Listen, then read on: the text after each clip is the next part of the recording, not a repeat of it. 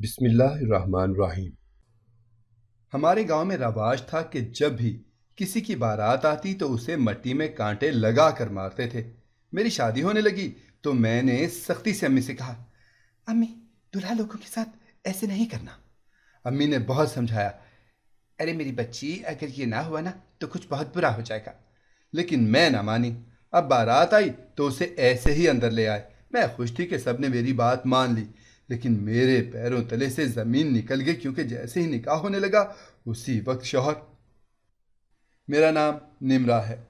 ویسے تو میرا تعلق ایک بہت ہی چھوٹے سے گاؤں سے ہے، پر میں بچپن سے اپنی خالہ کے گھر شہر میں رہتی ہوں، کیونکہ میں شہر میں تعلیم حاصل کر رہی ہوں اور اپنے گاؤں کی پہلی لڑکی ہوں جو پرائمری سے آگے پڑھ سکی ہو۔ میرے ابا کی خواہش تھی کہ ان کی اولاد پڑھی لکھی ہو۔ وہ خود اور اماں تو زیادہ پڑھے لکھے نہیں تھے، اس لیے مجھے اور میرے چھوٹے بھائی کو انہوں نے تعلیم کی خاطر شہر بھیج دیا تھا۔ ابا اور اماں خود گاؤں میں اس لیے رہتے تھے کیونکہ وہاں پر ہماری کچھ خاندانی زمین تھی جس میں ابا کھیتی کرواتے اور یہی ان کا ذریعہ آمدن تھا۔ ہماری پڑھائی کا سارا خرچہ بھی وہیں سے پورا ہوتا۔ میرا دل ہمیشہ ہی چاہتا تھا کہ میرے اماں اور ابا بھی شہر میں آ کر رہیں اور یہاں کی پرآسائش زندگی کا سکھ لے سکیں۔ گاؤں میں نہ بجلی تھی، نہ ہاسپٹل اور نہ ہی کوئی اور سہولت، پھر بھی میرے والدین گھر میں اکیلے رہ رہے تھے۔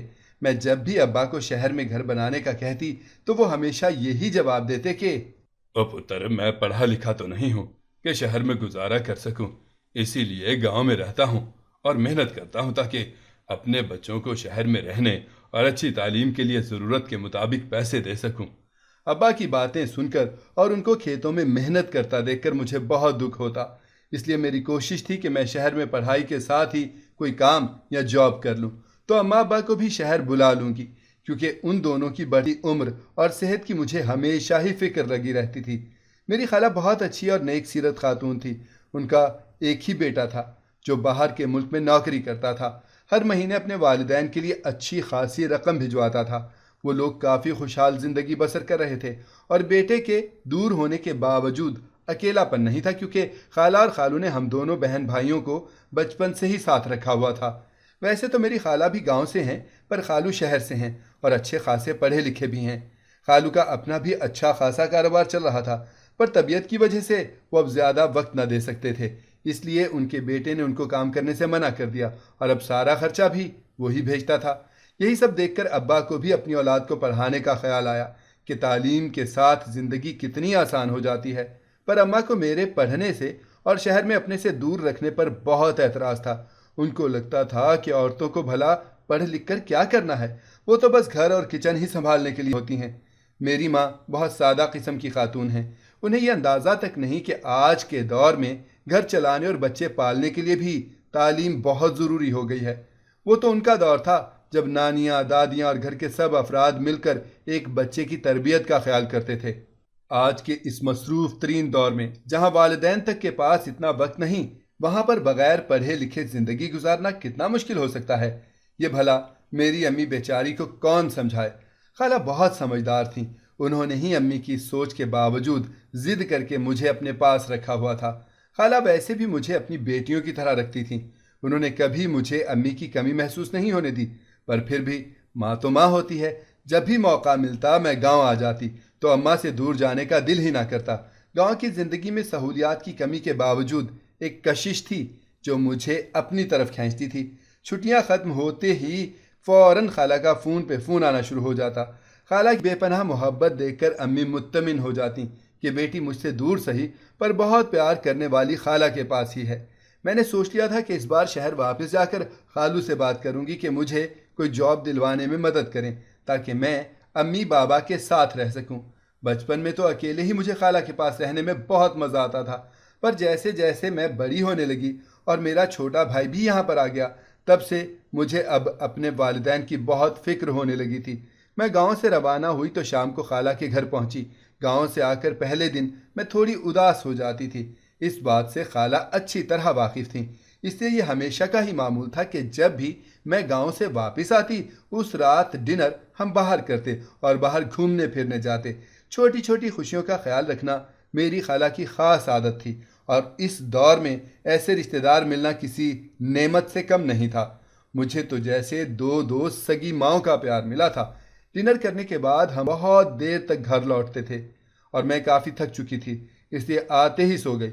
اگلی صبح خالہ نے ہی ناشتے کے لیے جگایا تو میں جب تک فریش ہو کر ناشتے کی میز پر پہنچی تب تک خالو باہر جا چکے تھے، ورنہ آج میں صبح ہی ان سے بات کر لیتی۔ خیر میں بھی تیار ہو کر کالج جانے لگی تو خالہ جو میرے چہرے سے میرے اندر کی پریشانی کا اندازہ لگا لیتی تھیں وہ مجھے سمجھ چکی تھیں، اور جانے سے پہلے مجھے روک کر پوچھا انہوں نے، کیا بات ہے بیٹا؟ میں کل سے نوٹ کر رہی ہوں، جب سے تم گاؤں سے واپس لوٹی ہو کوئی بات ہے جو تمہیں پریشان کر رہی ہے؟ میں نے بھی موقع دیکھ کر خالہ سے بات کی اور کہا، خالہ مجھے نوکری کرنی ہے تاکہ میں اپنے والدین کو بھی شہر لے کر آؤں، وہ دونوں وہاں اکیلے رہتے ہیں، مجھے اچھا نہیں لگتا خالہ، میرا سارا بچپن یہاں گزرا اور اب بھائی بھی یہاں آ گیا ہے، اور وہ ہے بھی تو ابھی چھوٹا نا، میں اپنے والدین کی خدمت کرنا چاہتی ہوں، آپ خالو سے کہیں نا کہ مجھے وہ کوئی اچھی سی جاب دلوا دیں۔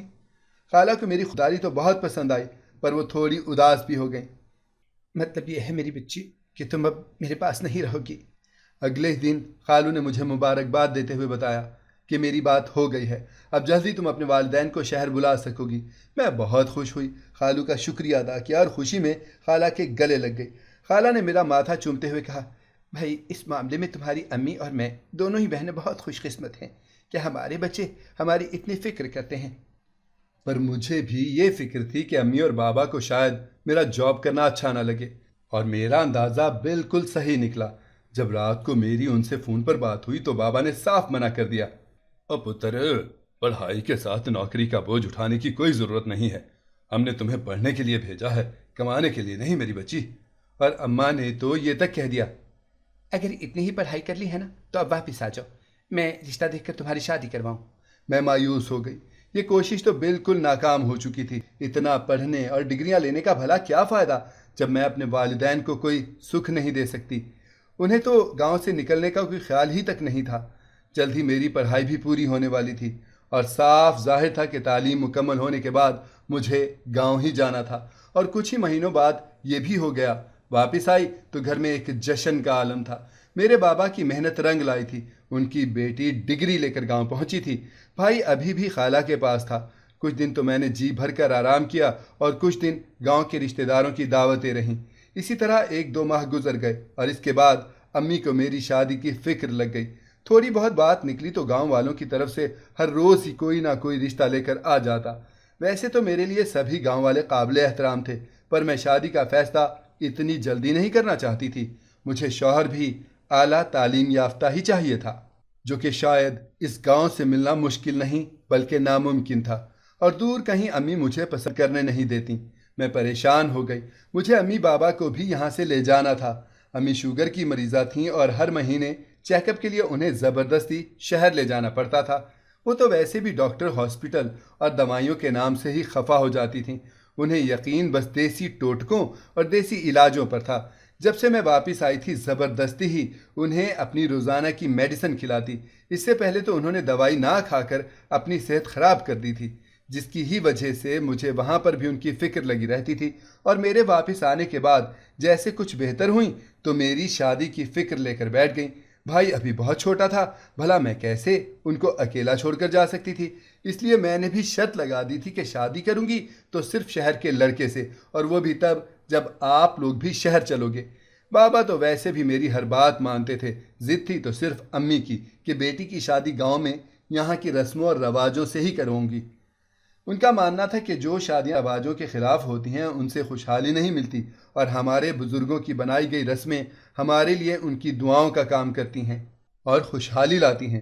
پتہ نہیں یہ گاؤں کی عورتیں مل کر کن کن باتوں سے ان رسموں کو جوڑ لیتی تھیں، اور میری اماں جو پہلے ہی اتنی سادہ دل خاتون تھی وہ ان باتوں کو دل پر لے کر بیٹھ جاتی اور ساری رسمیں میری شادی کے لیے سوچ کر بیٹھ جاتی۔ کبھی کبھی تو ابا اور میں اماں کی باتیں سن کر ہنس دیتے تھے، اور پھر اماں ہمیشہ ہی ہماری اس بات پر ناراض ہو جاتی کہ ہم کیوں ان کے گاؤں کی رسموں اور رواجوں کا مذاق اڑاتے ہیں۔ ابا کی اور اماں کی اکثر نوک جھونک رہتی تھی جس میں ناراضگی کم اور پیار زیادہ نظر آتا۔ مجھے ان کا اس قدر ہنسی مذاق دیکھ کر بہت اچھا لگتا، اور پھر احساس ہوتا کہ میں نے کتنا وقت اپنے ماں باپ سے دور گزار دیا۔ جیسے ہی واپس آئی ہوں پھر سے اماں مجھے دور کر دینا چاہتی ہیں۔ وہ شادی کروا کر مطلب میں ہمیشہ کے لیے کسی اور گھر کی ہو جاؤں گی، پر میں ابھی اس خوبصورت زندگی کو جینا چاہتی تھی، اس لیے خالہ کو فون پر کہا، خالہ آپ امی سے بات کریں نا، وہ میرا رشتہ گاؤں میں کرنا چاہتی ہیں، اور میں خود تو گاؤں سے باہر نکلنا چاہتی ہوں، پر اپنے والدین کو بھی لے جانا چاہتی ہوں۔ خالہ نے مجھے تسلی دی اور بتایا، ارے بیٹا، میں جلد ہی گاؤں آؤں گی تو تمہاری ماں کو بھی سمجھاؤں گی۔ میں خالہ کے آنے کی بات سن کر بہت خوش ہو گئی، مجھے ان سے خاص لگاؤ تھا، میں نے عمر کا ایک حصہ ان کے ساتھ گزارا تھا، وہ امی سے بھی زیادہ سمجھتی تھی مجھے، میرے دل کی بات چہرہ دیکھ کر جان لیتی تھی۔ میں نے امی کو خالہ کے آنے کی خبر دی تو وہ بھی خوش ہو گئیں۔ میں تو اسی دن سے اپنی خالہ اور خالو کی خاطرداری کی تیاریاں کرنے لگ گئی۔ سب سے پہلے میں نے ان لوگوں کے لیے کمرہ سیٹ کرنا شروع کیا۔ گاؤں کے گھر ان کے گھروں جیسے شاندار تو نہیں تھے، پھر بھی میں نے اپنے سادہ سے گھر میں بہت اچھا اہتمام کیا تھا ان کے رہنے کے لیے۔ ویسے تو خالہ کا میکہ بھی اسی گاؤں میں تھا، پر میرا دل تھا کہ انہیں اپنے گھر ہی رہنے کا کہوں گی، اور شکر ہے انہوں نے میری بات مان لی تھی۔ وہ کوئی ایک ہفتے کے بعد گاؤں آئے تو میں پھولی نہ سماتی، ان کے کھانے پینے آرام کا اچھے سے خیال رکھتی۔ گاؤں میں بجلی بھی اکثر چلی جاتی تھی، جب بھی لائٹ نہ ہوتی تو میں ہاتھ والا پنکھا لے کر خالہ اور امی کے پاس بیٹھ جاتی، وہ دونوں باتیں کرتی رہتی اور میں پنکھا جھلتی رہتی۔ اس دوران خالہ بار بار میری طرف پیار بھری نظروں سے دیکھتی تو میرا دل باغ باغ ہو جاتا۔ آج باتوں باتوں میں خالہ نے میری امی سے کہہ دیا، خبردار، جو میری نمرا کا رشتہ کسی بھی گاؤں والے ان پڑھ لڑکے کے ساتھ کرنے کا سوچا بھی تو اتنا حق تو میرا بھی ہے کہ اس کے بارے میں بھلا برا سوچ سکوں۔ میں اپنی پیاری بھانجی کے لیے کوئی اچھا گھر دیکھ کر ہی راضی ہوں گی، ورنہ کوئی جلدی نہیں۔ تو امی نے خالہ کو چند گاؤں کے ایسے گھروں کے بارے میں بتاتے ہوئے مطمئن کرنے کی کوشش کی کہ فلاں فلاں کے پاس بڑی زمینیں اور ملکیت وغیرہ ہے، وہ بات کرنا چاہتے ہیں، لیکن خالہ نہ مانی کیونکہ وہ بھی اسی گاؤں کی تھی، سب کی خوبیاں اور خامیاں اچھی طرح جانتی تھیں۔ اگلے دن ہم سب نے خالہ کے ساتھ ہمارے ننیال جانا تھا، جہاں پر اب ہمارے نانا اور نانی تو نہیں، صرف ماموں لوگ اور ممانیاں ہی رہتی تھیں، پر پھر بھی وہ ہمارا ننیال ہی تھا۔ دوسری صبح ہم ناشتے کے بعد تیار ہو کر وہاں کے لیے روانہ ہوئے۔ راستے میں خالہ رک رک کر گاؤں کی کچھ سڑکیں، کھیت اور بیل گاڑیاں دیکھتی جاتی، جیسے یہاں کی ہر چیز سے ان کو محبت ہو۔ وہاں پہنچنے تک دوپہر ہو چکی تھی۔ پہنچے تو سب نے ان کا بہت پرجوش استقبال کیا۔ کھانا پہلے سے تیار تھا، جو ہم سب نے مل کر گاؤں کے رواج کے مطابق زمین پر دسترخوان بچھا کر کھایا۔ امی، خالہ اور ان کے دو بھائی بڑی دیر تک اپنے بچپن سے لے کر جوانی تک کی باتیں بچوں کو سناتے رہے۔ ہمیں بھی بہت مزہ آ رہا تھا، سب کو اس قدر خوش اور ایک ساتھ دیکھ کر۔ وہاں میری ہم عمر کزنز بھی تھیں، جن کے ساتھ میں بچپن میں کھیلا کرتی تھی۔ کچھ دیر میں سب لڑکیوں کے ساتھ گھومنے پھرنے کے لیے چلی گئی۔ ہمارے پیچھے نہ جانے کیا بات ہوئی، واپس لوٹے تو سب بڑے آپس میں خفا خفا سے لگ رہے تھے۔ میری ممانیوں کے بالکل ہی موڈ خراب تھے۔ امی اور خالہ کا بھی چہرہ اترا ہوا تھا۔ میں نے چھپ کر امی سے وجہ پوچھی تو وہ کچھ بتانے کے لیے تیار ہی نہیں تھیں، بس کہا، تمہارا انتظار کر رہے تھے کہ آ جاؤ تو واپس چلیں۔ میں حیران ہو گئی کہ ایسی کیا بات ہو گئی۔ امی اور خالہ تو میکے میں 2 دن رکنے آئی تھیں، اب نہ جانے کیوں جس دن آئیں اسی دن واپس لوٹ رہی ہیں۔ بہت کوشش کے باوجود مجھے وجہ کا پتہ نہ چل سکا اور ہم واپسی کے لیے روانہ ہو گئے۔ سارے راستے میں پریشان رہی اور اللہ تعالیٰ سے دل ہی دل میں دعائیں کرتی رہی کہ سب خیریت ہو۔ ہمارے گھر پہنچتے پہنچتے شام ہو گئی۔ میں کچن میں چلی گئی تاکہ سب کو اچھی سی چائے پلا دوں تو شاید موڈ اچھے ہو جائیں۔ میں نے چائے بنائی، تب تک ابا اور خالو بھی آ چکے تھے۔ میں نے شکر کیا کہ چلو اب کچھ ماحول بہتر ہوگا، کیونکہ امی اور خالہ بھائیوں کے خفا ہونے کی وجہ سے کافی رنجیدہ بھی تھیں۔ میں چائے لے کر جانے ہی لگی تھی کہ ان دونوں کی آواز میرے کانوں تک پہنچی، جس سے مجھے پتہ چلا کہ آخر وہاں بات کیا ہوئی تھی۔ خالہ امی سے بول رہی تھیں، میں یہاں آئی ہی اس لیے تھی کہ نمرا اور فیضان کا رشتہ طے کر سکوں۔ اب ایسے میں اگر بھائی جان نے اپنی بیٹی فیضان کے لیے دینے کی بات کی تو میں انہیں ہاں کیسے کہہ سکتی تھی، جبکہ ان کی لڑکیاں زیادہ پڑھی لکھی بھی نہیں ہیں۔ نمرا میرے ساتھ پلی بڑھی ہے، وہ ہم سب کو بہت پسند بھی ہے اور پڑھی لکھی لڑکی ہے، اسی وجہ سے فیضان کے ابو مجھے یہاں پر لے کر آئے ہیں۔ فیضان بھی 2 دن تک آ جائے گا اور ہم یہیں گاؤں میں ان دونوں کی منگنی کی رسم کر لیں گے۔ مجھے تو بہت فکر ہو رہی ہے، اب میں اپنے بھائیوں کی ناراضگی کو کیسے ختم کروں؟ مجھے اپنے کانوں پر یقین نہیں آ رہا تھا۔ خالہ مجھے اپنی بہو بنانے کے لیے یہاں آئی تھیں۔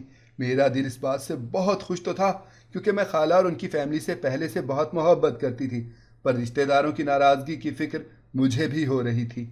میں اپنی نئی زندگی کی شروعات کسی کے رنج کے ساتھ نہیں کر سکتی تھی۔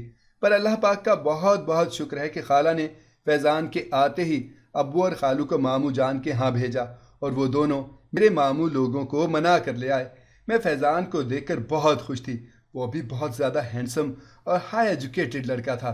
سب سے بڑی بات، اس کا باہر ملک میں اچھا کاروبار تھا۔ مجھے تو جیسے اپنی آئیڈیل لائف مل گئی تھی۔ امی اور خالہ دونوں بہنوں میں بے پناہ محبت تھی جو اب مزید گہری ہونے جا رہی تھی۔ منگنی کے بعد بھی خالہ گاؤں میں ہی رہیں اور اپنے بھائیوں کے گھر رہیں۔ سب ایک دوسرے سے راضی ہو گئے۔ میرا دل بھی یہ سب دیکھ کر مطمئن ہو گیا۔ 2 دن کے بعد خالہ واپس جانے لگیں تو امی سے کہہ کر گئیں، فیضان کچھ وقت کے لیے آیا ہے اور میں اسی وقت میں ان کی شادی کر دینا چاہتی ہوں۔ آپ لوگ جتنا جلدی ہو سکے اپنی تیاریاں مکمل کر لیں۔ میرے گھر میں تو اب ہر روز ہی شادی کا سما ہوتا۔ میری امی دن رات تیاریوں میں لگی ہوئی تھیں۔ منگنی والے دن بھی امی نے اپنے گاؤں کی روایات کے مطابق کی رسمیں کی تھیں اور ہمارے گاؤں میں رواج تھا کہ جب بھی کسی کی بارات آتی تو اسے مٹی میں کانٹے لگا کر مارتے تھے۔ میری شادی ہونے لگی تو میں نے سختی سے امی سے کہا، امی دولہا لوگوں کے ساتھ ایسا کچھ نہیں کرنا۔ فیضان باہر کے ملک میں رہتے ہیں، وہ ان سب جاہلانہ رسموں کے بارے میں کیا سوچیں گے؟ امی نے بہت سمجھایا، ارے میری بچی اگر یہ نہ ہوا نا تو کچھ بہت برا ہو جائے گا۔ پر مجھے اس بات پر ذرا برابر بھی یقین نہیں تھا، اس لیے میں بالکل بھی نہ مانی۔ دیکھتے ہی دیکھتے دن گزرتے گئے۔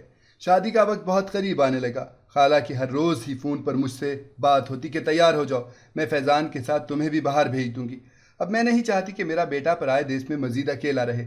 میں سن کر خوش ہو جاتی کہ کیسے قسمت نے ساتھ دیا اور میں اس چھوٹے سے گاؤں سے نکل کر اتنے بڑے ملک میں جا رہی ہوں۔ میں اپنی سوچوں کی دنیا میں ہواؤں میں اڑنے لگی تھی اور خود کو اس گاؤں کی کیا بلکہ دنیا کی سب سے خوش نصیب لڑکی سمجھنے لگی تھی۔ پر مجھے نہیں پتا تھا کہ آگے آنے والی زندگی میں میرے لیے بہت زیادہ بڑے بڑے امتحان آنے والے ہیں۔ وہ کہتے ہیں نا کہ جس کو زندگی کے ایک حصے میں بہت زیادہ خوشیاں ملتی ہیں تو اسے دوسرے حصے میں دکھ ہی سہنے پڑتے ہیں، اور جو زندگی کا پہلا حصہ دکھوں میں کاٹتا ہے اس کی آنے والی زندگی بہت پرسکون ہوتی ہے۔ مجھے تو بچپن سے ہی صرف خوشیاں ہی ملی تھیں، ایک کے بجائے 2 ماؤں کا پیار ملا تھا۔ شاید میں نے اپنے حصے کی خوشیاں دیکھ لی تھیں اور ابھی دکھ دیکھنے باقی تھے۔ شادی کا دن آیا تو میرے چھوٹے سے گاؤں کی رونق دیکھنے کے لائق تھی۔ میری امی اور بابا نے اپنے گھر کو کسی محل سے کم نہیں سجایا تھا۔ گاؤں میں دور دور تک ہمارے گھر کی چمک دمک دکھائی دے رہی تھی۔ آج ہمارے گاؤں میں کوئی ایسا بندہ نہیں تھا جس کو میری قسمت پر رشک نہ ہو رہا ہو۔ سب کی زبان پر یہی بات تھی کہ ایک تو یہ لڑکی ہمارے چھوٹے سے گاؤں سے نکل کر اتنا پڑھ سکی اور دوسرا شادی کر کے باہر ملک جا رہی ہے۔ قسمت ہو تو ایسی، نہ جانے کس کی نظر لگ گئی جس نے میری قسمت ہی بگاڑ دی۔ جہاں آنے والی زندگی اتنی شاندار ہونے کی خوشی تھی، وہاں اپنی ماں باپ اور گاؤں سے اتنا دور جانے کا دکھ بھی ایک طرف تھا۔ میں اس دکھ اور خوشی کی ملی جلی کیفیت میں تھی کہ میری نظر امی کے ہاتھ میں موجود ان کانٹوں پر پڑ گئی جو شاید انہوں نے وہی رسم پوری کرنے کے لیے مجھ سے چھپا کر رکھے تھے۔ شہر سے بارات آنے میں تھوڑا ہی وقت رہ گیا تھا اور مجھے اپنی اماں کی سادگی پر حیرت ہو رہی تھی۔ وہ اپنی آنکھوں کے سامنے اتنی اچھی طرح سب باتیں پوری ہوتے ہوئے دیکھ رہی تھیں، پھر بھی نہ جانے ان کو کیا خدشہ تھا کہ کچھ برا ہو جائے گا، اور وہ یہ سارے کانٹے مجھ سے چھپا کر بارات والوں کو مٹی میں لگا کر مارنا چاہتی تھیں۔ خالہ کے ساتھ شہر کے کافی سارے لوگ بارات میں آ رہے تھے۔ مجھے تو یہ فکر ہونے لگی کہ وہ سب کیا سوچیں گے جب ان کو میری ماں کانٹے مارے گی، تو وہ تو اس بات کو اپنی بے عزتی ہی سمجھیں گے نا۔ عین وقت پر میں امی سے بہت ناراض ہو گئی اور آخر کار انہیں منا ہی لیا کہ وہ یہ کانٹے باراتیوں کو نہیں ماریں گی۔ امی تھوڑی ناراض تو ہوئیں، لیکن انہوں نے میری خوشی کی خاطر وہ کانٹے پھینک دیے۔ اب بارات آئی تو اسے ایسے ہی اندر لے آئے۔ میں خوش تھی کہ سب نے میری بات مان لی، لیکن میرے پیروں تلے سے زمین نکل گئی، کیونکہ جیسے ہی نکاح ہوا اسی وقت شوہر نے مجھے کان میں آہستہ سے بتایا، تم میری دوسری بیوی ہو، اور میں جہاں پر رہتا ہوں وہاں میری پہلی بیوی اور 2 بچے پہلے سے ہی ہیں۔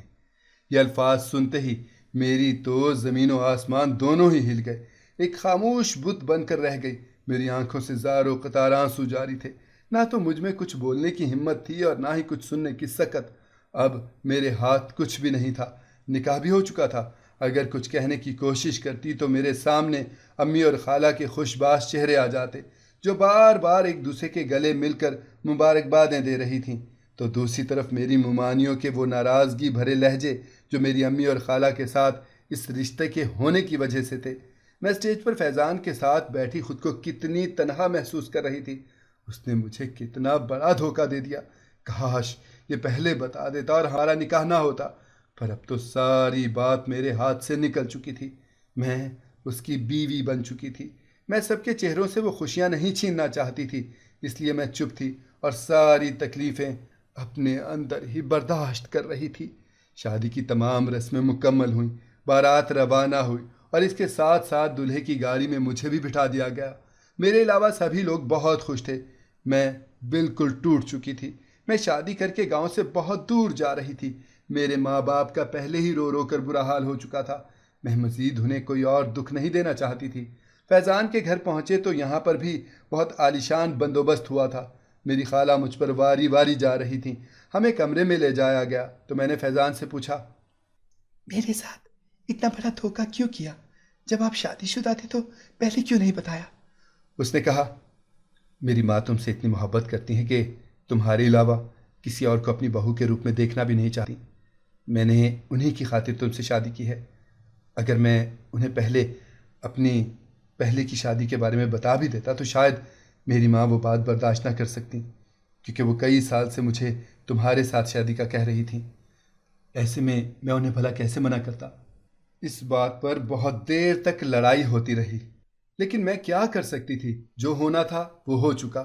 مجھے خالہ کے وہ سارے احسانات یاد تھے۔ اسی کی وجہ سے میں نے فیضان کا بھرم رکھا ہوا تھا کہ میری خالہ کو کچھ ہو ہی نہ جائے۔ اپنے بیٹے کی سچائی جان کر فیضان کی طرف سے میرا دل اداس تھا، لیکن خالہ اور خالو کی بھرپور توجہ حاصل تھی۔ اپنے دل کو تو میں پہلے ہی سمجھا چکی تھی کہ نصیب کا لکھا جو تھا وہ ہو گیا۔ اب مجھے یہ خیال آتا تھا کہ کاش میں نے امی کو وہ رسمیں ادا کرنے دی ہوتی جن پر ان کا یقین تھا کہ یہ سب کرنے سے آنے والی زندگی میں کچھ برا نہیں ہوتا۔ شاید کبھی کبھی انسان کا یقین ہی اس کی بھلائی کا سبب بنتا ہے۔ فیضان 3 ماہ کے لیے پاکستان آیا تھا اور خالہ ہر روز ہی اسے یہ بتاتی تھی کہ واپس جاتے وقت نا یہ تمہارے ساتھ ہی جائے گی، پر وہ طرح طرح کے بہانے بناتا تھا۔ ابھی نہیں، دوسری دفعہ جب آؤں گا نا تو اس کو ساتھ لے کر جاؤں گا ماں۔ یہ ساری باتیں میرے سامنے ہوتی، میرا دل خون کے آنسو روتا کہ میرا شوہر مجھے اپنے پاس رکھنے کے لیے بھی تیار نہیں، پر ہمیشہ کی طرح خالہ اس کی ایک نہ مانتی، کہتی، جب تک یہ تمہارے ساتھ نہیں جائے گی نا میں تمہیں بھی واپس نہیں جانے دوں گی، چاہے کتنا ہی نقصان کیوں نہ ہو جائے۔ کیونکہ وہ جانتی تھیں کہ فیضان جانے کے بعد 2-3 سال تک واپس نہیں آتا اور وہ اتنا وقت مجھے اکیلے نہیں رہنے دے سکتی تھیں۔ میری شادی ہو چکی تھی اور میرا چھوٹا بھائی بھی یہیں پر رہتا تھا۔ میرے ماں باپ کی اب گاؤں میں رہنے کی کوئی وجہ باقی نہیں تھی، اس لیے میں نے خالو سے کہہ کر ان کے لیے اپنے گھر کے قریب ہی ایک گھر بھی لے لیا تھا۔ اب وہ بھی شہر میں ہی رہنے لگے تھے۔ سب کے آپس میں اتنے اچھے تعلقات تھے۔ یہ سب دیکھ کر مجھے سوتن کا دکھ ذرا کم ہوتا محسوس ہوا۔ ابھی 2 ماہ ہی ہوئے تھے کہ مجھے پتا چلا کہ میں ماں بننے والی ہوں۔ فیضان اور میرے دونوں کے لیے یہ خبر بہت ہی چونکا دینے والی تھی، کیونکہ اس بات سے ہمارا رشتہ اور بھی مضبوط ہو گیا، جو شاید فیضان کی اکیلے واپسی میں مسئلہ بن جاتا۔ اگلے مہینے فیضان نے جانے کی تیاری کر لی اور میرے حاملہ ہونے کی وجہ سے خالہ کو راضی کر لیا کہ وہ مجھے اس حالت میں ساتھ اکیلا نہیں رکھ سکتا۔ اس نے وعدہ کیا کہ وہ بچے کی پیدائش ہوتے ہی واپس آ جائے گا، پر مجھے پتا تھا کہ وہ مجھے کبھی بھی اپنے ساتھ نہیں لے کر جائے گا۔ جانے والا چلا گیا اور میں اس کی نشانی اپنے پیٹ میں لے کر وقت گزارتی رہی۔ خالہ نے مجھے اپنے ہاتھ کا چھالا بنا لیا تھا اور بچے کی وجہ سے تو اور بھی خوش تھیں۔ امی اور خالہ مل کر میرا بہت زیادہ خیال رکھتیں، پر پھر بھی شوہر کی کمی اور بے وفائی نے مجھے اندر سے توڑ کے رکھ دیا تھا۔ آخرکار بچے کی پیدائش کے دن بھی قریب آنے لگے۔ جیسے ہی 8واں مہینہ شروع ہوا میری طبیعت بگڑنے لگی۔ مجھے یہ فکر اندر سے کھائے جا رہی تھی کہ میرے بچے کو شاید باپ کا پیار بھی نصیب نہ ہو۔ ڈاکٹر ہر بار یہی کہتے کہ پریشانی سے بچائیں۔ میری ساس، سسر اور ماں باپ مجھ کو خوش رکھنے کی طرح طرح کی کوششیں کرتے۔ انہیں لگتا ہے کہ شاید مجھے فیضان کے دور ہونے کی فکر ہے، پر اس فکر سے بڑھ کر مجھے اس کے شادی شدہ ہونے کا غم کھا رہا تھا، جو میں کھل کر کسی کو بتا بھی نہیں سکتی تھی۔ جیسے ہی 9واں مہینہ شروع ہوا میری طبیعت اتنی خراب ہوئی کہ سنبھلی نہ، اور اسی غم میں نے اپنے بچے کو بھی کھو دیا، جو پیدائش سے پہلے ہی اس دنیا سے جا چکا تھا۔ رو رو کر میرا برا حال ہو چکا تھا۔ سب گھر والے مجھے تسلیاں دیتے کہ اللہ ایک بار پھر سے میری گود بھر دے گا، لیکن مجھے پتا تھا کہ میرا شوہر مجھے کبھی پاس نہیں بلائے گا۔ عجیب بات تھی کہ میری طبیعت خراب ہونے اور بچے کے چلے جانے تک فیضان کا کسی سے کوئی رابطہ نہیں ہوا تھا۔ نہ جانے کیا وجہ تھی کہ اس نے مجھ سے تو نہیں پر اپنے ماں باپ سے بھی بات کرنا چھوڑ دی تھی۔ خالو اس سے بات کرنے کی کوشش کرتے تو اس کی خیریت کا پتہ چل جاتا مگر بات نہ ہو پاتی۔ میرے بچے کے گزرنے کے 2 ماہ کے بعد ایک دن اچانک دروازے کی گھنٹی بجی اور جیسے ہی خالو نے دروازہ کھولا تو باہر فیضان کھڑا تھا، مگر وہ اکیلا نہیں تھا، اس کے ساتھ 2 انگریز بچے بھی تھے۔ اس نے اپنی حالت بہت خراب کر رکھی تھی۔ سبھی اسے دیکھ کر حیرت اور خوشی کی ملی جلی کیفیت میں آ چکے تھے۔ سبھی فیضان سے ملنے میں مصروف تھے لیکن میری نظر صرف ان بچوں پر ٹکی ہوئی تھی۔ ماں باپ سے ملنے کے بعد فیضان سیدھا میری طرف بڑھا اور میرے سامنے ہاتھ جوڑ کر کھڑا ہو گیا۔ مجھے معاف کر دو، میں تمہارا گنہگار ہوں، میں نے تمہارا دل دکھایا ہے۔ قدرت نے اس کا مجھ سے خوب بدلہ لیا۔ میری بیوی، میرے بچوں کی ماں ایک حادثے کا شکار ہو گئی۔ بڑی مشکل سے میں اپنے بچوں کو وہاں سے یہاں تک لے کر آیا ہوں۔ خالہ اور خالو بڑی عجیب نظروں سے فیضان اور میری طرف دیکھ رہے تھے۔ میں کچھ بھی نہیں بول پائی، صرف روئے جا رہی تھی۔